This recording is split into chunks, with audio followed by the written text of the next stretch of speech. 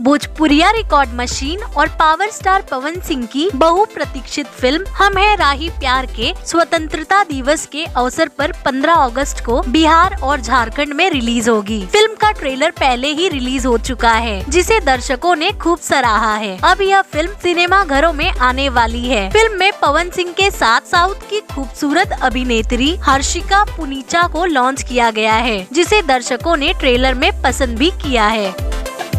प्रशांत जम्मूवाला ने फिल्म को लेकर कहा कि कोविड महामारी की वजह से सब कुछ बंद था। अब जब धीरे धीरे सरकार ने कोविड गाइडलाइंस के साथ सिनेमा घर खुलने लगे हैं, तब ऐसे में एक बार फिर यशी फिल्म्स और बिहार की फिल्म डिस्ट्रीब्यूशन कंपनी रेणु विजय फिल्म्स एंटरटेनमेंट अपनी जिम्मेदारी को निभाते हुए फिल्म हम है राही प्यार के को सिनेमा घरों में रिलीज करने जा रहा है।